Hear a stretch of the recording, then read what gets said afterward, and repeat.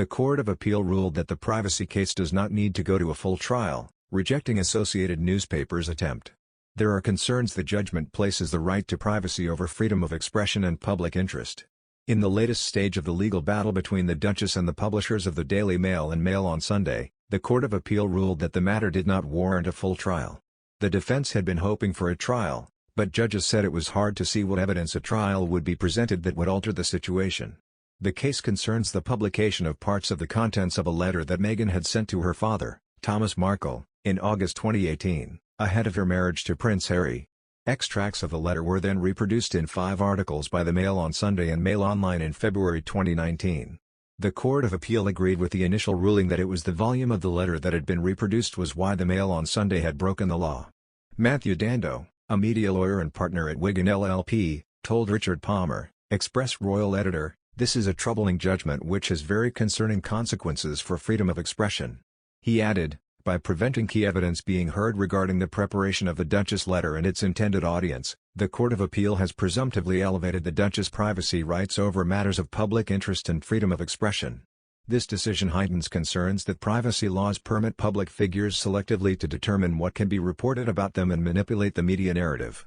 It also sets a dangerous precedent that anyone arguing against that status quo may not even be entitled properly to test the claimant's evidence in court." Prince Harry announced the Duchess of Sussex had chosen to sue Associated Newspaper in a statement issued in early October 2019. Meghan claimed at the time the Associated Newspaper's articles containing her letter misused her private information, infringed her copyright and breached the Data Protection Act. The Duchess initially won a privacy case at the High Court earlier this year, where Lord Justice Warby ruled in her favour without a full trial. The judge said the publication of 585 out of 1,250 words in the letter was manifestly excessive and hence unlawful. However, Associated Newspaper appealed the judgment. The judges at the Court of Appeal said today, the judge had correctly decided that, whilst it might have been proportionate to publish a very small part of the letter for that purpose, it was not necessary to publish half the contents of the letter. Another news, a documentary following Prince Harry and Meghan Markle as they embarked on a royal tour of Africa upset Prince William and Kate Middleton, royal journalists have claimed. William and his brother Harry's relationship has reportedly deteriorated in recent years, and came to a head after Harry left the royal family in early 2020.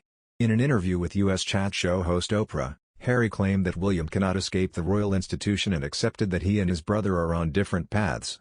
But new BBC documentary The Princes and the Press has claimed that even before their infamous split, the Sussexes' ventures were a source of frustration for William. At the same time that William and Kate were embarking on a royal tour of Pakistan in October 2019, teaser clips of a new documentary about Harry and Meghan's South African tour were being broadcast. You could tell that it was upsetting the apple cart, to put it lightly, when it came to William and Kate's team, but also the couple as well, observed Sky News royal correspondent Rhiannon Mills. The documentary, titled Harry and Meghan, An African Journey, saw Meghan admit that she had found life as a royal really challenging and Harry hint at the prospect of a future move to the U.S. And, asked to describe how William responded to these claims in real time, the BBC's royal correspondent Johnny Diamond suggested, "I heard he, William, was very, very, very unhappy. I put that to the palace and their response was, he is very worried about his brother." In the same episode, the journalists who had accompanied Wills on the trip also suggested that he had been on a charm offensive with the media, an act that they said will help smooth his eventual progression to monarch. This comes as one commentator claimed that the Queen gave Harry and Meghan the biggest smackdown after she attended the joint christening of Princess Eugenie and Zara Tindall's sons.